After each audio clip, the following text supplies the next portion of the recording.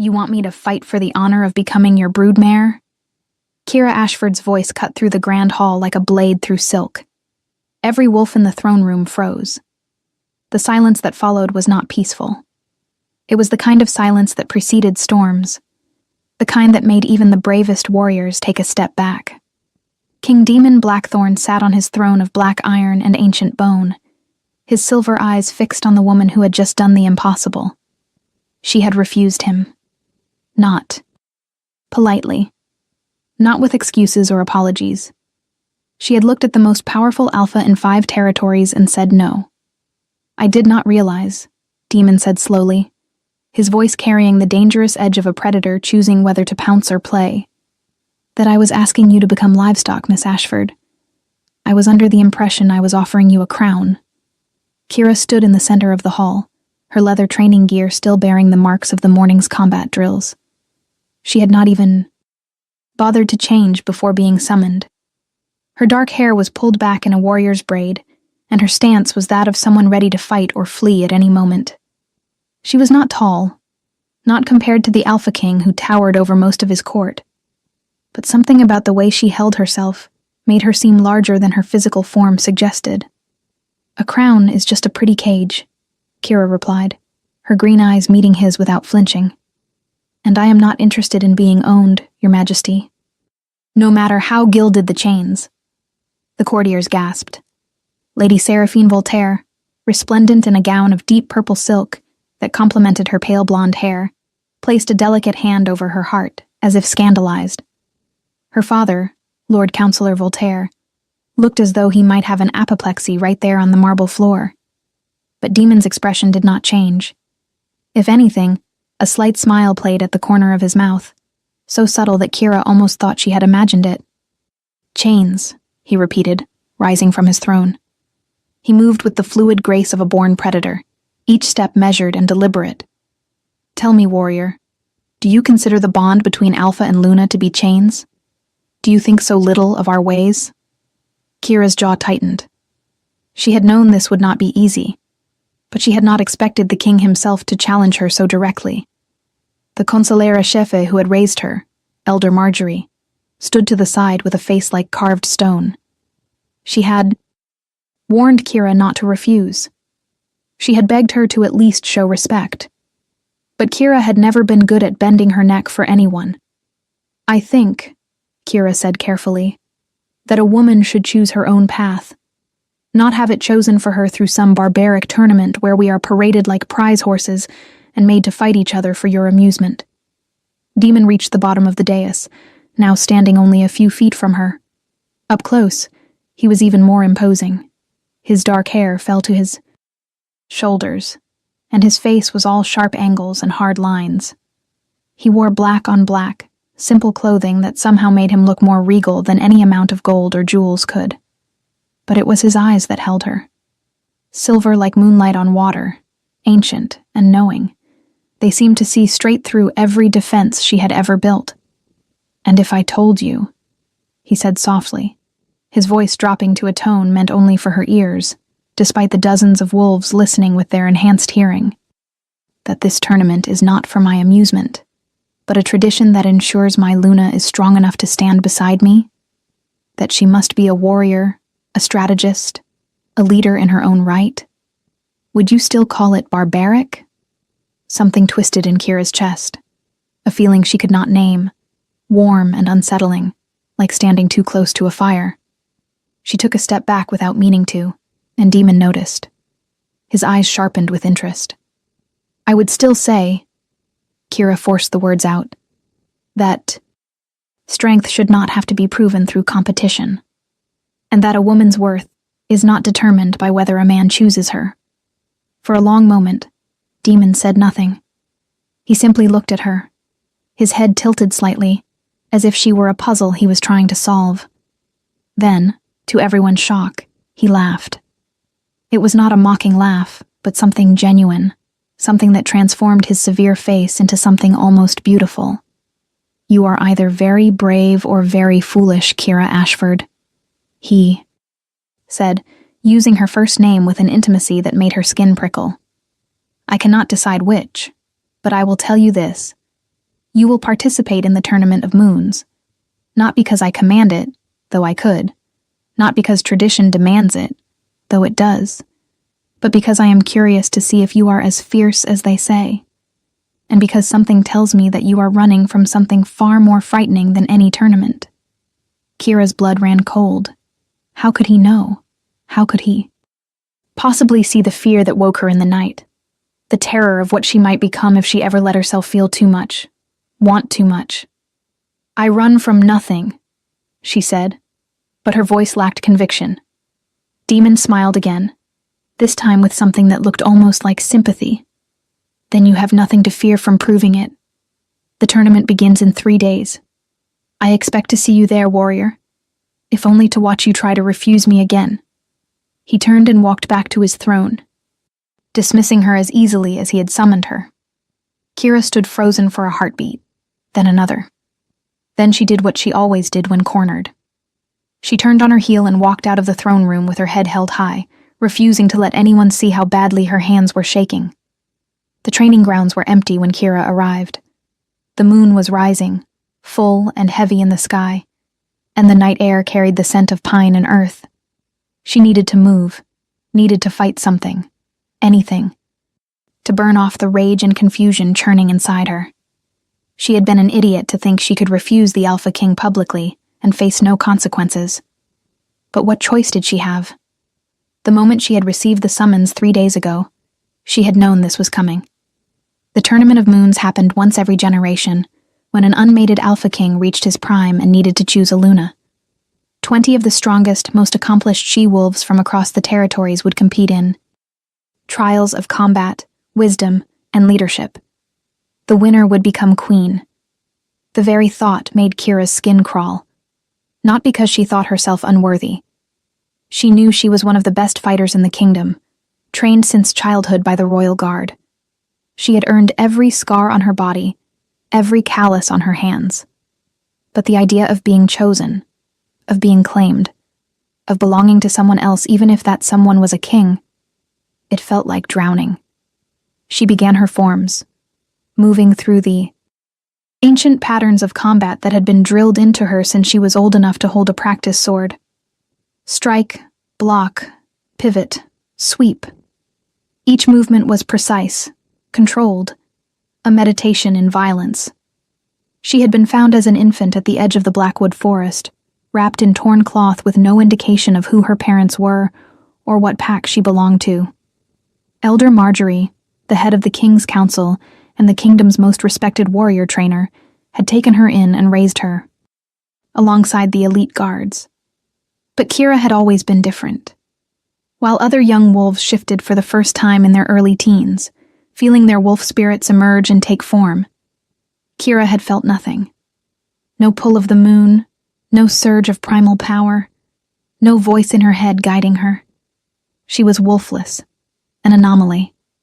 Some whispered she was cursed. Others said she was not truly a wolf at all, but something else entirely. Yet despite having no wolf, Kira had become the most formidable fighter of her generation.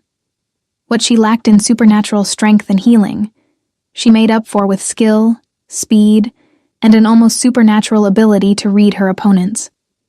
She fought like someone who had everything to prove and nothing to lose. You should not have refused him so publicly. Elder Marjorie's voice came from the shadows at the edge of the training ground.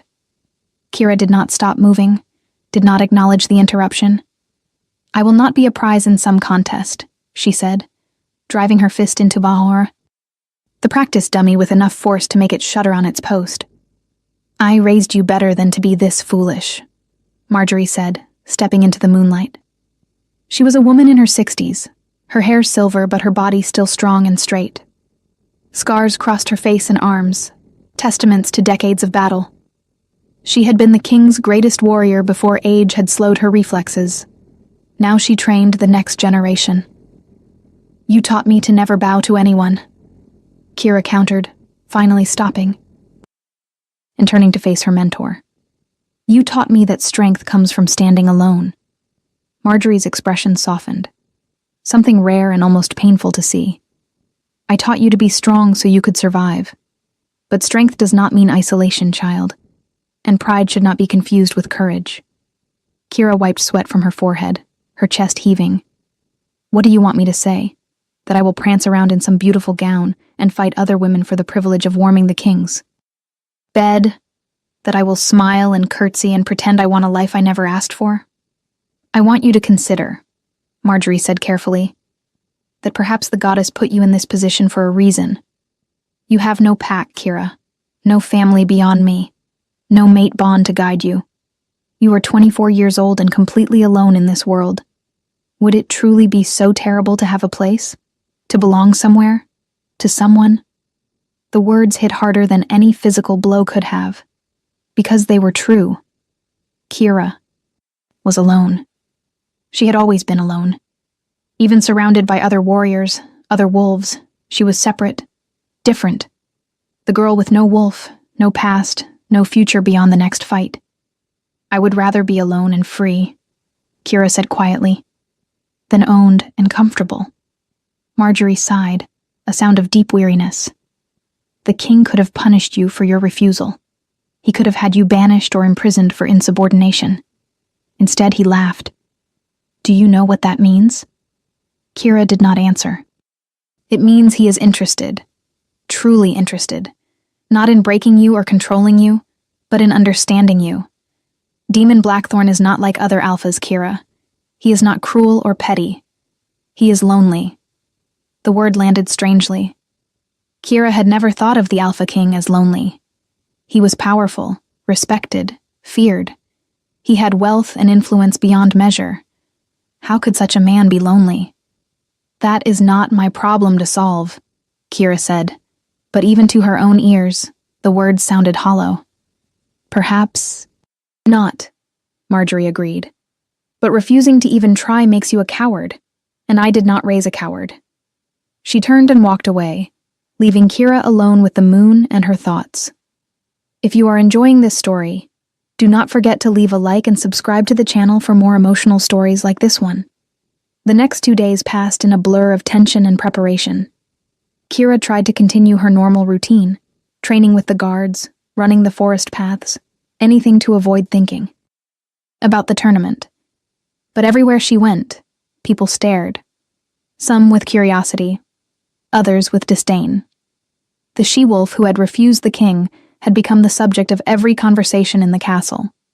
The other competitors had already arrived. Kira saw them in passing, elegant and poised in ways she would never be. Lady Seraphine Voltaire seemed to be everywhere, holding court in the gardens, dining with noble families, making sure everyone knew she was the favorite. She was beautiful in the way that royalty was beautiful, all perfect proportions and careful grace. Her wolf was a stunning silver creature, rare and prized. She was everything a Luna should be. Kira avoided her, avoided all of them. But on the evening before the tournament was set to begin, as Kira was returning from a run in the forest, she found her path blocked. Seraphine stood in the middle of the trail, flanked by 2 other competitors. One was a tall redhead named Cassandra from the Northern Packs, known for her vicious fighting style. The other was a dark-haired woman named Esla from the coastal territories, whose political mind was said to be as sharp as any blade. So you are the famous Kira Ashford, Seraphine said, her voice like honey over steel. The wolfless warrior who thinks she is too good to compete for the king's favor. Kira stopped several feet away, her body automatically shifting into a defensive stance. I do not think I am too good, she said evenly. I think I am not interested. Seraphine laughed, a sound like breaking glass. Not interested in becoming the most powerful woman in the kingdom? How peculiar. Or perhaps you simply know you have no chance of winning. Kira did not take the bait. She had dealt with bullies her entire life. Words could not wound her the way physical blows could. Believe what you want, she said, moving to walk around them. Cassandra stepped into her path. The king wants you in the tournament, so you will be in the tournament. But understand, this wolfless freak. Some of us have been preparing for this our entire lives. We will not let some nobody with no pack and no wolf steal what we have earned." "I am not trying to steal anything," Kira said, her patience wearing thin. "Then why are you here?" Isla asked, her dark eyes calculating. "Why did you even come to the capital if you have no intention of competing?" It was a good question. One Kira had asked herself many times. The truth was that Elder Marjorie had practically dragged her here. But there was another truth beneath that. A truth Kira did not want to examine too closely. She had heard stories about King Demon Blackthorn her entire life. The warrior king who had taken the throne at 18 after his father's death, who had united the fractured packs through strength and strategy, who was said to be as brilliant as he was ruthless, who had never taken a chosen mate because he was waiting for his true mate to reveal herself. And something about those stories had always called to Kira. Some part of her that she kept locked away. The part that wondered what it would be like to be seen by someone like that. To be chosen not despite her flaws, but because of them. "That is my business," Kira finally said. "Not yours." Seraphine's smile turned predatory. "Then let me make something clear. The king may be intrigued by your little display of defiance, but that will fade. Men like Demon want women who complement them, who enhance their power. They do not want broken girls with no heritage, and no wolf playing at being warriors." The words should not have hurt. Kira had heard worse, but something about the way Seraphine said broken made her chest tighten with old pain. "Are we done here?" Kira asked coldly. "Or do you need to threaten me some more to feel secure in your position?" For just a moment, something flickered in Seraphine's eyes. Doubt, maybe, or fear. Then it was gone, replaced by cold confidence. "We are done," she said. "For now. But know this. I will win this tournament. I will become Luna Queen. And once I do, you will be nothing but a footnote. The sad little wolfless girl who dared to reach above her station." They walked away, leaving Kira alone on the path. She stood there for a long time, fists clenched, fighting the urge to chase after them and show them exactly how broken she was. But that would only prove their point. That she was ruled by emotion, by anger, by all the things a good Luna should be above. She forced herself to breathe, to let the rage flow through her, and then away. It was an old technique, one Marjorie had taught her when she was young, and her temper had been a wild thing. "Anger is a tool," Marjorie always said, "but only if you control it. Let it control you, and you have already lost." Kira continued back to the castle. But instead of going to her small room in the guards' quarters, she found herself walking toward the royal wing. She did not know what she was doing, did not have a plan. She just needed to move, to walk, to be anywhere but trapped in her own head. The royal wing was quiet at this hour. Guards stood at their posts, but they knew her and did not question her presence. She had trained most of them at one point or another. She was walking past the king's private study when she heard it. A voice. Low and rough, barely more than a whisper, but it cut through her awareness like a knife. "Kale." Kira stopped dead. Her heart began to pound, hard and fast, for no reason she could name. The voice was coming from behind the closed door of the study. The king's voice. But he was saying a name she had never heard before. A name that resonated in her bones, in her blood, in some deep place she had never known existed. "Kale," the voice said again, and this time there was pain in it. Longing. "Where are you? Why can I not feel you?" Kira's hand moved without her conscious decision, reaching for the door handle. She should not be here. Should not be listening. Should definitely not be about to enter the king's private study uninvited. But her body was moving on instinct, on some compulsion she could not name or resist. She pushed the door open slowly. The study was dark, except for the fireplace, which cast dancing shadows across the walls.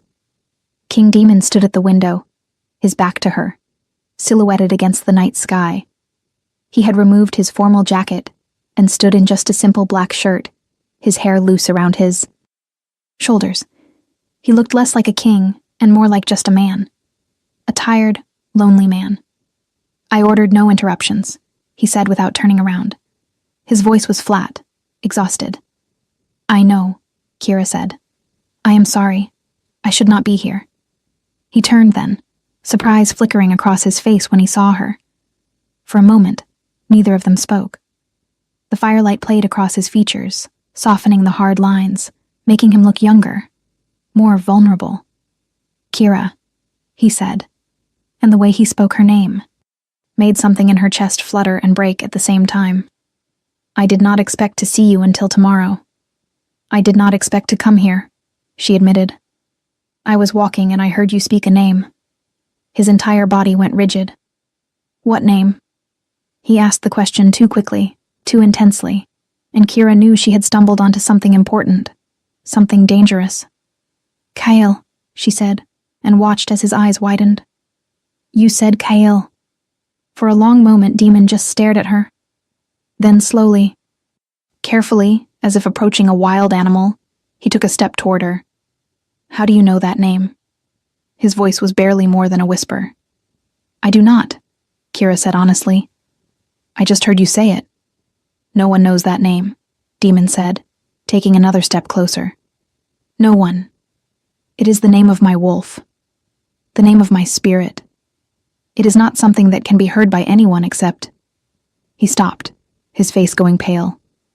Except my mate. The word hung in the air between them like a living thing. Kira felt dizzy, like the ground was tilting beneath her feet. That is impossible, she said. I do not have a wolf. I cannot sense those things. I have never been able to sense anything supernatural. You must be mistaken. I am not mistaken, Demon said, and now he was close enough that she could feel the heat radiating from his body. You heard Kale. You called his name. That should not be possible unless your wolf recognizes mine. I do not have a wolf, Kira repeated, but her voice cracked. So this cannot be real. Demon reached out slowly, giving her time to pull away. When she did not, could not, he placed his hand against her cheek. His palm was warm, rough with calluses from years of sword work. The touch sent electricity racing through her entire body. Can you feel that? He asked softly. That is not just attraction, Kira. That is the bond. The mate bond. It has been pulling at me since the moment you walked into my throne room. I thought I was imagining it, thought my wolf was playing tricks on me because you are so different from what I expected. But Kale knows. He has been calling for you. Kira's breathing was ragged. Every instinct she had was screaming at her to run, to get away from this man and these impossible feelings before they consumed her. But she could not move, could not think. This cannot be happening, she whispered.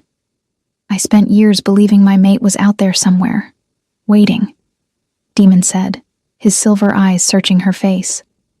I turned. Down every alliance, every political marriage, because I refused to settle for anything less than my true mate. And now you are here, standing in front of me, and you want to run away. Yes, Kira said honestly. I want to run very far away. Why?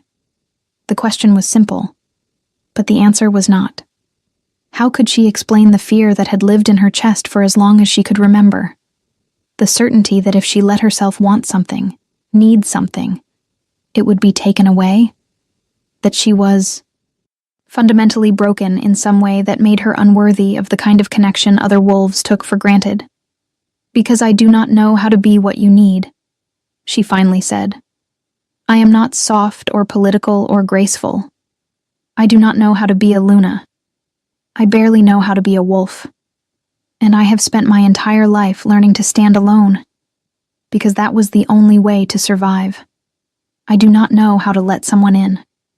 Demon's expression softened. His thumb brushed across her cheekbone in a gesture so tender it made her throat tight. Then perhaps, he said gently, it is time to learn. Not because you have to. Not because I am commanding it. But because you want to. Because maybe, just maybe, standing alone is not strength. Maybe real strength is letting someone stand beside you. Kira closed her eyes, overwhelmed by sensation and emotion. I do not know if I can do that. Then take it slowly, Demon said. Compete in the tournament. Not for me. Not for anyone else. Yourself. But prove to everyone watching that you are exactly as fierce and strong as I already know you to be. And while you do that, let me try to prove to you that I am worth the risk of letting me in. She opened her eyes and looked at him. Really looked at him. Beyond the power and the crown and the title, she saw the man underneath. The one who had also spent years alone, waiting for something he was not sure would ever come. What if I fail? She asked quietly. What if I am not who? You think I am? Then we will deal with that together, he said. But Kira, you need to understand something. The bond between true mates is not about perfection. It is not about one person completing another. It is about two people choosing each other, flaws and all, and deciding that together they are stronger than they could ever be apart. I do not need you to be perfect. I need you to be yourself. That fierce, stubborn, impossible woman who looked at a king and said no. Despite everything, despite the fear and confusion and overwhelming intensity of the moment, Kira felt herself smile. You liked that I said no. It was not a question. I loved that you said no, Demon admitted, and his own smile was devastating. Do you know how many people spend their entire lives telling me yes? Agreeing with everything I say, laughing at jokes that are not funny, pretending they are not afraid of me? You looked me in the eye and challenged me. You made me feel like a man instead of a crown. How could I not be fascinated by that? His hand was still on her face, and Kira found herself leaning into the touch despite her better judgment. This is insane, she murmured. Probably, Demon agreed. But the best things usually are.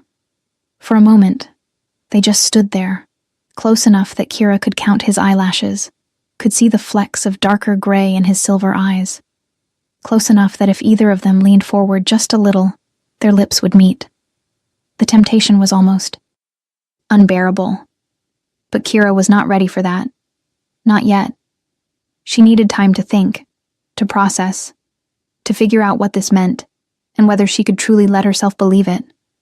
As if sensing her hesitation, Demon stepped back, giving her space. The loss of his warmth was immediate and acute, but Kira was grateful for it.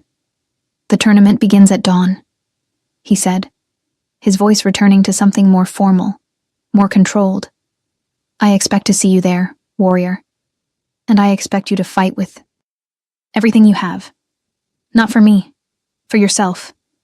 Kira nodded, not trusting her voice.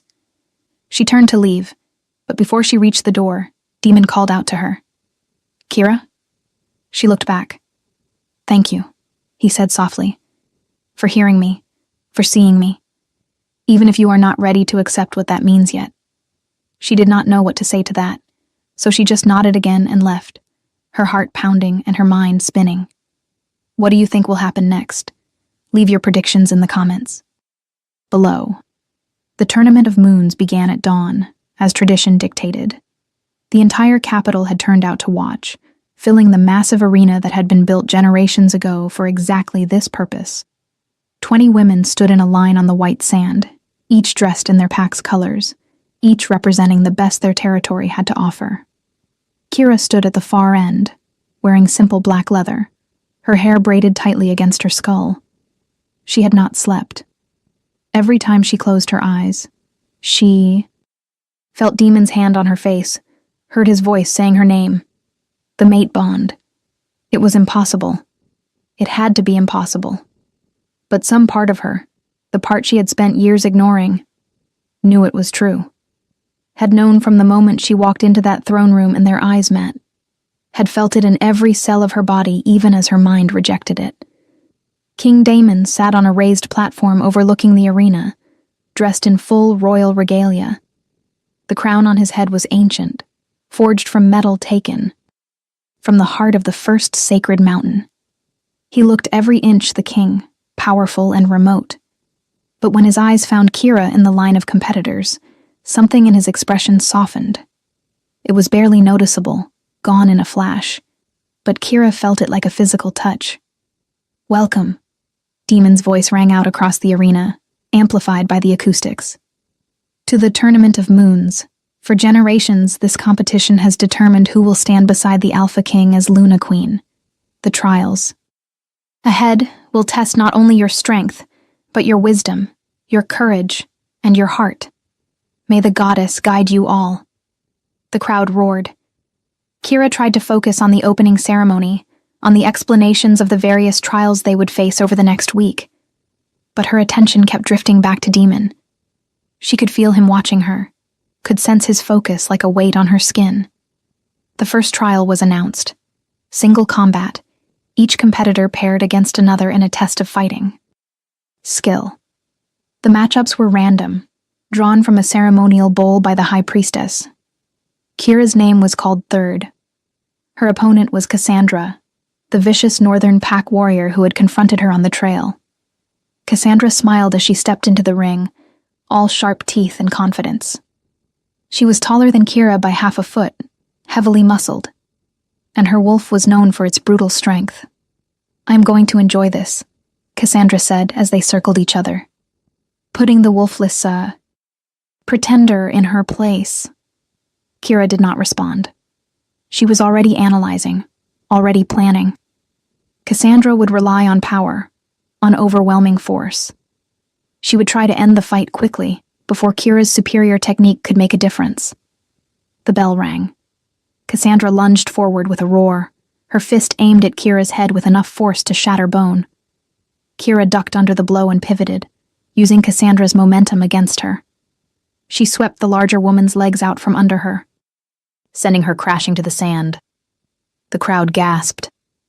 Cassandra rolled to her feet quickly, her face flushed with embarrassment and rage. She came at Kira again, this time more cautiously, but still relying too much on strength. Kira blocked, deflected, redirected. She made Cassandra work for every inch of ground, made her burn energy chasing after a target that was never quite where she expected.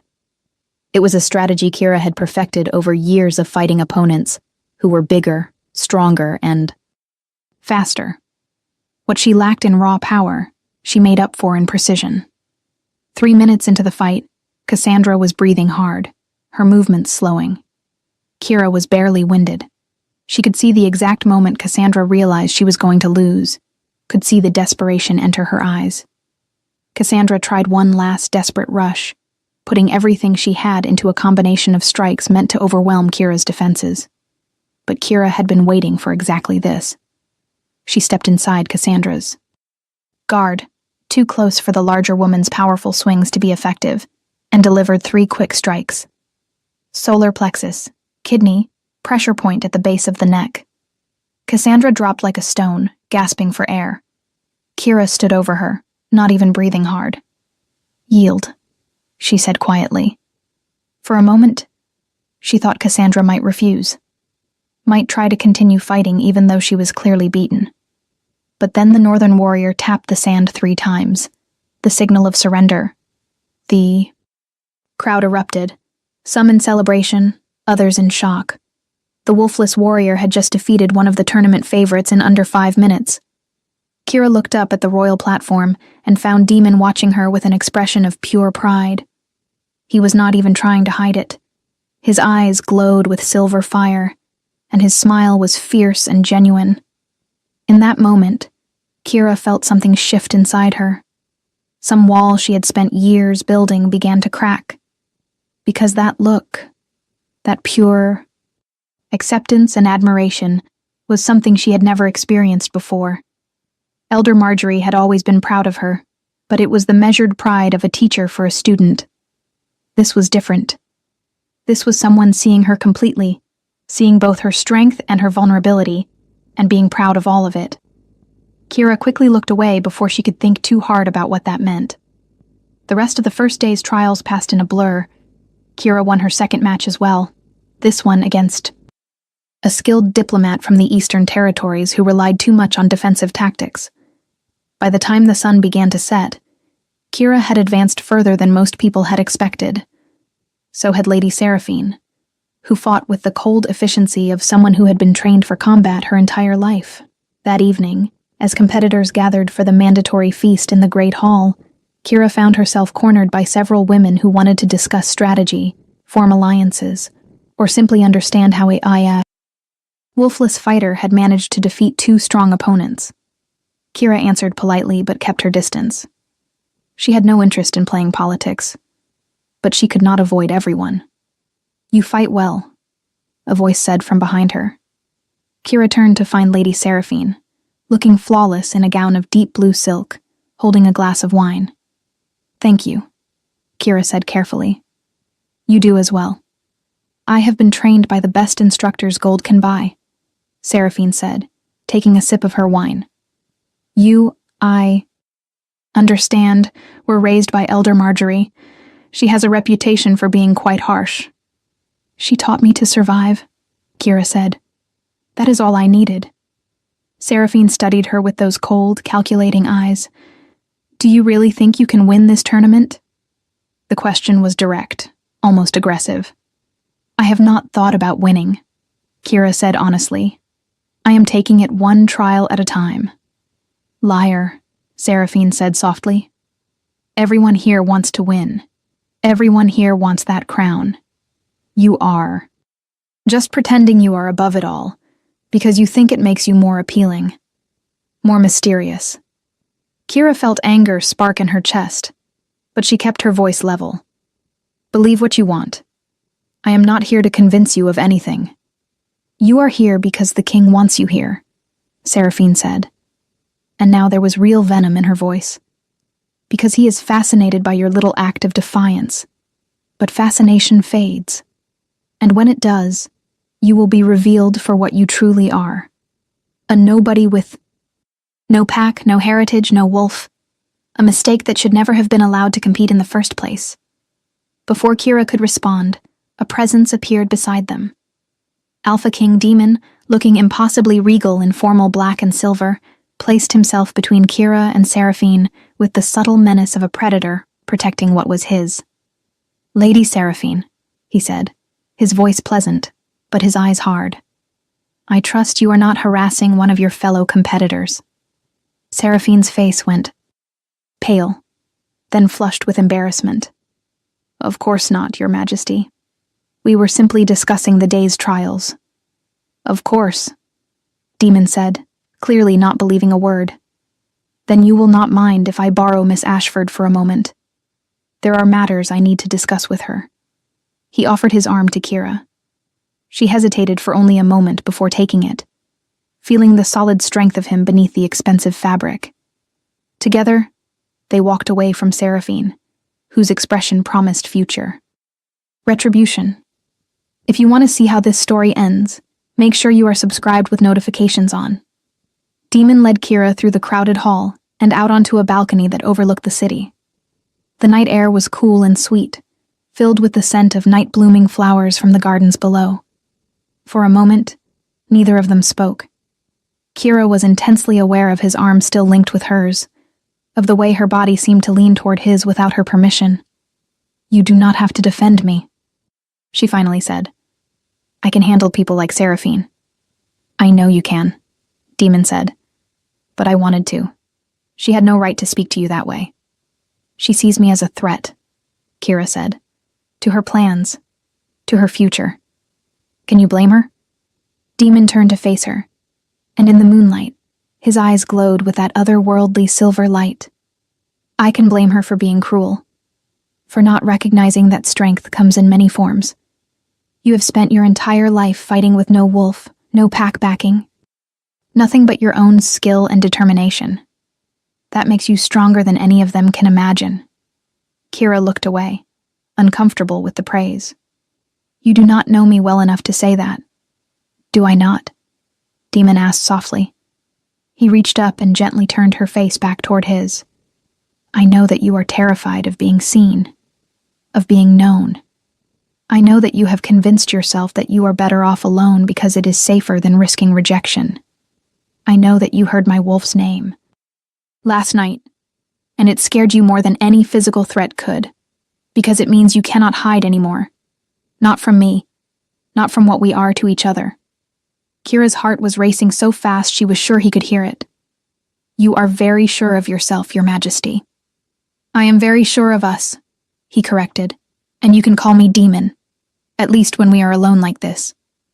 Demon. She tried the name, tasting it. It felt strange and intimate and right all at once. This is happening too fast. I do not know how to process any of this. Then do not process it, he said. Just feel it. You spend so much time thinking, analyzing, preparing for every possible outcome. What if you just let yourself feel what is happening between us without trying to control it or understand it? I am not good at that, Kira admitted. I know, Demon said, and his smile was gentle. Neither am I. We are both people who have spent years building walls to protect ourselves. But maybe, just maybe, we can figure out how to let those walls down together. He was so close now. Close enough that Kira could feel his breath on her face, could count the flecks of darker color in his eyes. Close enough that when he spoke, she felt the words as much as heard them. Can I kiss you? He asked. And the fact that he asked, that he gave her the choice even though he was a king and could simply take, made something in Kira's chest crack wide open. She could say no. She could walk away right now, could retreat behind her walls and pretend this was not happening. But standing here in the moonlight with this man who looked at her like she was something precious and fierce and exactly right, Kira found she did not want to say no. Yes, she whispered. Demon's kiss was nothing like Kira expected. She had imagined, in her weaker moments, that a man like him would kiss with the same dominance and control he showed as king. But this was different. This was gentle and seeking, a question rather than a demand. His lips moved against hers softly, carefully, giving her time to adjust, to respond, to decide if she wanted this. And she did. Oh, she did. Kira felt herself melting into him, her hands coming up to grip his shirt, as if he were the only solid thing in a world that had suddenly tilted on its axis. The mate bond, which had been a quiet pull before, suddenly roared to life. It was like a circuit completing, electricity racing through her veins, connecting her to him in a way that was both terrifying and exhilarating. She could feel him. Not just his body pressed against hers, but something deeper. His emotions, his desires, the fierce protective instinct that had driven him to step between her and Seraphine. She could feel his wolf, Kale, reaching for something inside her, for a wolf that should not exist. And impossibly, incredibly, something answered. Deep in her chest, in a place that had always been silent and empty, something stirred. A presence. A voice. A feeling that she had never experienced before. Kira gasped and pulled back, her eyes wide with shock. What was that? She demanded, her hand pressed to her chest. What just happened? Demon's eyes were glowing pure silver now, his wolf rising close to the surface. Your wolf, he said, his voice rough with emotion. I felt her. She is there, Kira. She has always been there. That is impossible, Kira said, but even as she spoke, she could still feel it. A warmth in her chest that had never been there before. A sense of something waiting, something sleeping, something that was waking up. Mate bonds can break magical seals, Demon said, reaching for her again. If someone put a spell on you to suppress your wolf, the mate bond would start to unravel it. The stronger our connection grows, the more your wolf will emerge. Kira's mind was reeling. Why would someone suppress my wolf? I was an infant when I was found. Who would do that to a baby? I do not know, Demon admitted. But we will find out. Together. That word again. Together. It should have felt like a trap, like chains, like all the things Kira had spent her life avoiding. But instead, it felt like a promise, like the possibility of something she had never let herself want. I need time, she said, taking a step back.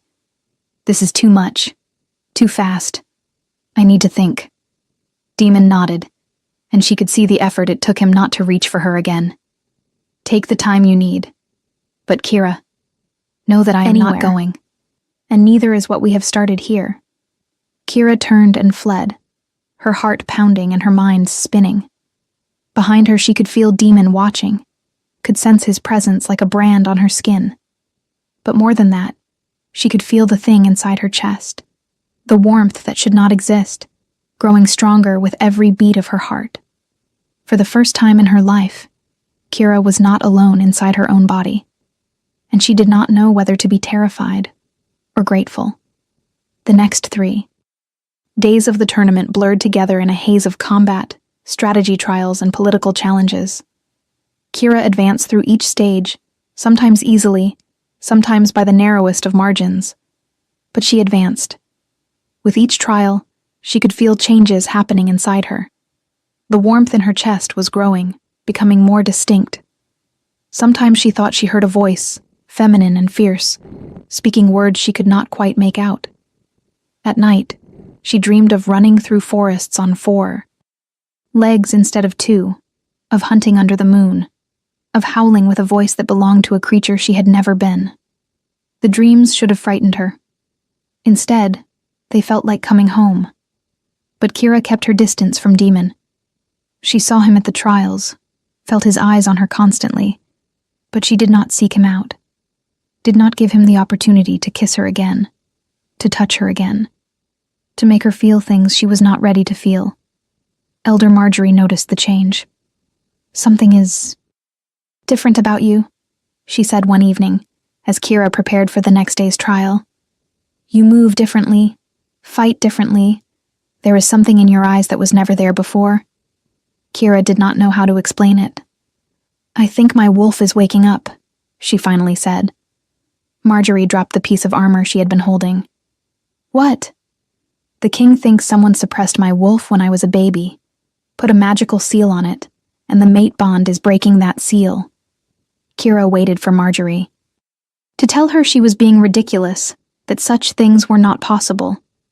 But instead, the old warrior sat down heavily, her face pale.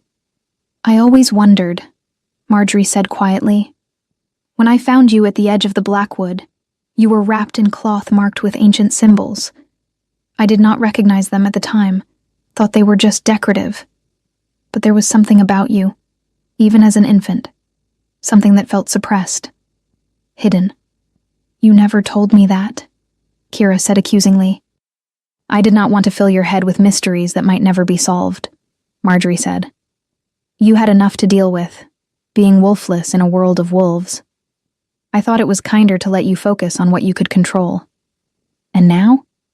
Now I think the goddess has a sense of humor, Marjorie said dryly. Of course your mate would be the Alpha King. Of course your wolf would choose now to emerge, in the middle of a tournament where you are competing against 20 other women for a crown you claim not to want. I do not want it, Kira insisted. Liar, Marjorie said, echoing Seraphine's words from days before. You have always wanted to belong somewhere, to be chosen for who you truly are, not despite your flaws, but because of them. You just never let yourself believe it was possible. Until now. Kira could not argue because it was true. Some part of her, the part she had spent years suppressing, desperately wanted everything Demon was offering. Wanted to be seen and known and chosen. Wanted to believe that she could have both strength and connection, both independence and love. But wanting and having were different things. And there were still 4 other competitors left in the tournament, including Lady Seraphine, who was advancing with ruthless efficiency. The final trial was announced on the 6th day. Not a test of combat or strategy, but something more subtle, more dangerous. The trial of truth. Each remaining competitor would be brought before the High Priestess and asked a series of questions under the influence of a truth spell. They would be unable to lie, unable to hide their true intentions, their true feelings, their true selves. Whatever darkness they carried, whatever secrets they held, would be revealed for all to see. It was meant to ensure that the future Luna Queen was worthy not just in skill, but in character. Kira's turn came last. She stood in the sacred circle while the high priestess, an ancient woman with eyes that had seen centuries, wove the spell around her. The magic felt like silk and thorns, gentle and painful all at once. Kira Ashford, the high priestess began, her voice echoing through the chamber. Why do you compete in this tournament? Under the compulsion of the spell, Kira could not do anything but tell the truth. Because I was afraid not to. Because everyone expected me to refuse. And I have spent my entire life doing what was expected. I wanted just once to surprise myself. Do you wish to be Luna Queen? The question hung in the air. Kira felt every eye on her, felt Demon's presence like a physical weight. I do not know, she admitted. I never wanted a crown, but I want to be chosen. I want to belong. And I think maybe I could do good in that position, could help people who feel as lost and alone as I have always felt. The high priestess nodded. Do you love the Alpha King? Kira's breath caught. This was the question she had been dreading, because she knew what the answer was, had known since that kiss on the balcony, but admitting it out loud made it real, made it something she could not take back. I am falling in love with him, she said, her voice barely more than a whisper. And it terrifies me more than anything I have ever faced. Because if I let myself love him completely, if I give him that power over me, he could destroy me more thoroughly than any physical wound ever could. The admission hung in the air like a living thing. Somewhere in the crowd, she heard someone gasp. But Kira could not focus on that, could only focus on Demon, who had risen from his throne, who was staring at her with an expression of such raw emotion, it made her chest ache. Final question, the high priestess said. What is your greatest fear? This was easy. Kira had always known her greatest fear, had carried it with her every day of her life. That I am exactly what people have always said I am. Broken. Incomplete. Not enough. That the moment Demon truly sees me, truly knows all of me, he will realize he made a mistake. That I am not his mate after all. Just a wolfless girl who got lucky for a little while. The spell released her. Kira stumbled, suddenly free of the compulsion, and found herself caught by strong arms. Demon had moved faster than anyone could track, was suddenly there beside her, holding her up. You are wrong, he said fiercely, loud enough for everyone to hear. About all of it. You are not broken. You are not incomplete. You are not a mistake. You are exactly what I have been waiting for my entire life. And I will spend every day proving that to you if you let me. Kira looked up at him. At this man who was a king, but looked at her like she was something infinitely precious. The trial is not over, she said weakly. Yes, it is, Demon said. He turned to address the high priestess. I have heard enough. I have heard everything I needed to hear. The high priestess raised an eyebrow. You realize, Your Majesty, that the other competitors have not yet undergone the trial of truth. Tradition dictates that all remaining candidates must complete this final test. Then let me save us all some time, Demon said. He reached into his pocket and pulled out a small velvet box. Inside was a ring, ancient and beautiful, made of silver and moonstone. The Luna Queen's ring, worn by every queen in the kingdom's history. Kira Ashford, he said, and his voice carried across the entire chamber. You are my mate, my true mate. The bond between us is undeniable, blessed by the goddess herself. I do not need trials or tests or competitions to tell me what my wolf has known from the moment you walked into my throne room. I choose you. Not because you are perfect, but because you are real. Because you challenge me and see me and refuse to let me hide behind my crown. Will you be my Luna? Will you stand beside me and help me rule this kingdom? Will you let me love you the way you deserve to be loved? The chamber was absolutely silent. Every eye was fixed on Kira, waiting for her answer. She could feel Seraphine's fury from across the room, could sense the shock and confusion of the other competitors. But more than that, she could feel the thing in her chest, her wolf, pushing against the last remnants of whatever seal had held her captive for so long. And in that moment, standing in the sacred circle with the man she loved looking at her like she was his entire world, Kira felt something inside her break. Not break apart, but break free. The transformation hit her like a lightning strike. One moment she was standing on 2 legs, and the next she was on 4. Her body shifted and changed, bones reforming, muscles reshaping, fur erupting across her skin in a cascade of sensation that should have been painful, but felt like relief. When the shift completed, Kira stood in her wolf form for the first time in her life. She was smaller than most of the wolves in the chamber, sleeker and more compact. But her fur was the color of starlight, pure silver that seemed to glow in the dim lighting. And her eyes, when she looked up at Demon, were the same green they had always been. Around them, gasps echoed through the chamber. Silver wolves were rare, blessed by the goddess, and always marked individuals of great power and destiny. Kira, Demon breathed, dropping to his knees in front of her. His own wolf surged forward, his eyes glowing pure silver in response to her transformation. You are magnificent. Kira felt her wolf's joy, felt the creature's absolute certainty that this man, this mate, was theirs. The wolf did not have Kira's fears or doubts or walls. She simply knew what she wanted and reached for it without hesitation. Kira shifted back to human form. The transformation easier this time, more natural. She stood before Demon, aware that she was completely naked, as shifters always were after a transformation, but unable to care. Someone quickly threw a robe over her. Shoulders, but Kira barely noticed. Yes, she said, her voice clear and certain. Yes, I will be your Luna. Yes, I will stand beside you. Yes, I will let you love me, and I will love you back with everything I have. Because you are right. Together, we are stronger than we could ever be apart. Demon's smile was brilliant.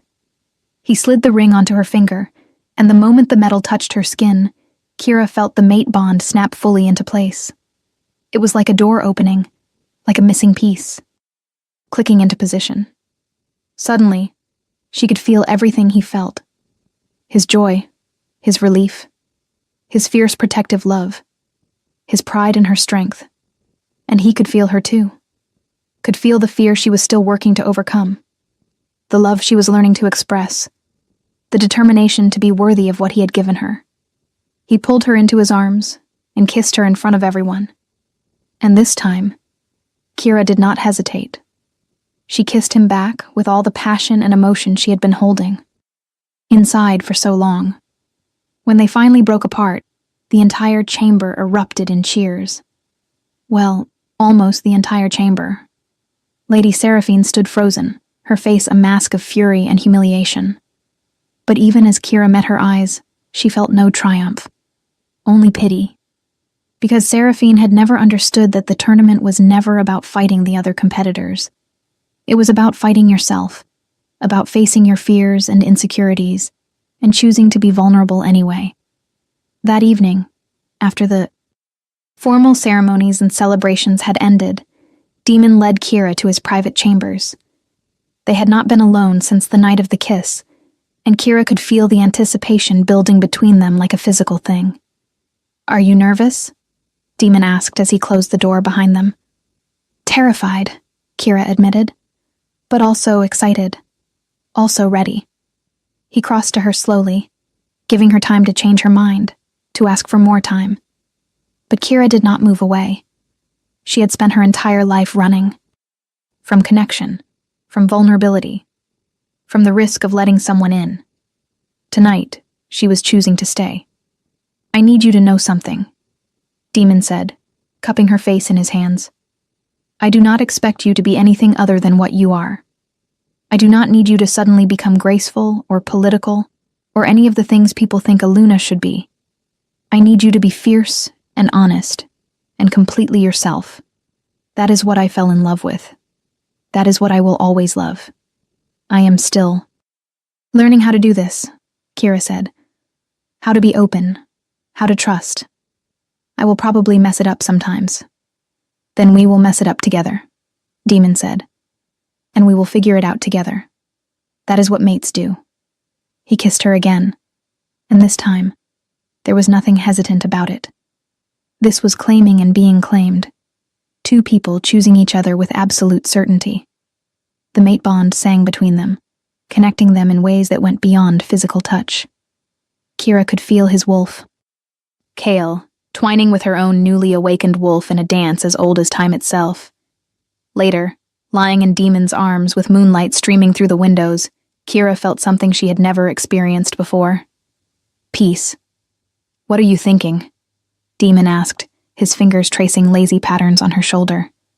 That I spent so long being afraid of this, Kira said, of being vulnerable, of needing someone. And now that I am here, it is not as terrifying as I thought it would be. That is because you are doing it with the right person, Demon said. With someone who sees your vulnerability as strength, not weakness. With someone who understands that letting people in takes more courage than keeping them out. Kira smiled and pressed a kiss to his chest, right over his heart. Thank you, she said softly, for being patient. For not giving up on me even when I was giving up on myself.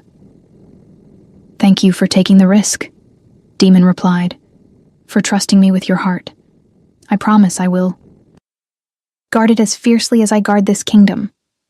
Outside the window, the full moon shone down on the capital, illuminating the city in silver light.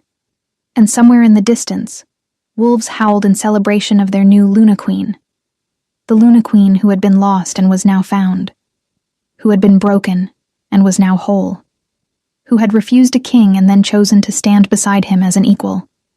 If this story touched your heart, share it with someone who loves epic romance. Tell me in the comments, did you see this ending coming? The days following Kira's coronation were a whirlwind of activity. There were ceremonies to attend, dignitaries to meet, alliances to forge. Kira found herself thrust into a world of politics and diplomacy she had never prepared for. But Demon was beside her every step of the way, teaching her, supporting her, never letting her feel like she was alone. Elder Marjorie became Kira's chief advisor, helping her navigate the complex social dynamics of the court. And slowly, Kira began to find her place. She was not a traditional Luna Queen. She did not host elaborate parties or concern herself with fashion and gossip. Instead, she spent her time with the warriors, training the next generation. She opened schools for orphans and wolfless children, making sure no one else grew up feeling as alone as she had. She created programs to help Omegas, and those at the bottom of pack hierarchies find their voices and their strength. Some in the court disapproved. They whispered that she was too common, too rough, not refined enough to be queen. But Demon shut down those whispers quickly and firmly. And more importantly, the people loved her. The common wolves, the warriors, the mothers and fathers who saw in Kira someone who understood their struggles. They embraced her as one of their own. 3 months after the coronation, as Kira was training in the royal arena, she felt Demon's presence before she saw him. The mate bond had only grown stronger, allowing them to sense each other even across distances. She turned to find him watching her with that familiar expression of pride and love. "Come with me," he said. "There is something I want to show you." He led her deep into the castle, to a section she had never visited before. Ancient archives filled with records going back generations. "I have been researching," Demon said, pulling out a leather-bound book. "Trying to find out who you are, where you came from, and I think I found something." He opened the book to a page marked with ribbon. It showed a family tree, branches spreading across the yellowed paper. "This is the lineage of the primordial wolves," Demon explained. "The original shifters, the ones who existed before the packs, before the kingdoms. They were more powerful than any wolf alive today, able to shift at will, able to communicate across vast distances, able to wield magic in ways we have lost." His finger traced down the page to a name at the bottom, Liana. Moon Whisper. She was the last known primordial, Demon continued. She disappeared 25 years ago, shortly before you were found. The legends say she had a daughter, an infant she hid to protect from those who would have used her power for their own gain. The legends say she sealed that daughter's wolf to keep her safe, planning to one day return and break the seal. But she never came back. Kira stared at the name, her heart pounding. You think that was my mother? I think it is. Possible, Demon said carefully. Your silver fur, your natural fighting ability even without a wolf, the seal that was placed on you, it all fits. The primordials were known for their silver coats and their exceptional combat skills, and only someone with incredibly powerful magic could have created a seal strong enough to suppress a wolf for over 2 decades. Kira did not know how to process this. Her entire life, she had been no one. Nothing. An orphan with no heritage, no pack, no past. And now, Demon was telling her she might be descended from the most powerful wolves ever to exist. Even if this is true, she said slowly, it does not change who I am. I am still the same person. You are exactly the same person, Demon agreed. But maybe now you understand why you have always been so strong. Why you have always survived when others would have broken. It is in your blood, in your bones. You come from a line of survivors, of fighters, of wolves who refuse to bow to anyone. Kira looked at the name again. Liana Moon Whisper. Her mother, perhaps. The woman who had given her life, and then given her up to keep her safe. Do you think she is still alive? Kira asked quietly. I do not know, Demon said honestly. But we can try to find out. If you want to. Kira thought about it. Did she want to know? Did she want to find the woman who had abandoned her, even if it was for good reasons? Later, she decided. Right now I have everything I need. A mate who loves me. A purpose that fulfills me. A kingdom I am learning to serve. If my mother is out there, if she wants to find me, she knows where I am. Until then, I am happy building the life I have chosen, not searching for the one I lost before I was old enough to remember it. Demon pulled her into his arms, and Kira felt the rightness of it settle into her bones. I love you, he said. My fierce, impossible, perfect mate. I love you too, Kira replied. And this time, the words came easily. Had learned that love was not weakness, that vulnerability was not failure, that sometimes the bravest thing you could do was let someone in and trust them not to break what you had given them. Together, they walked back through the castle, through halls that no longer felt intimidating, but felt like home.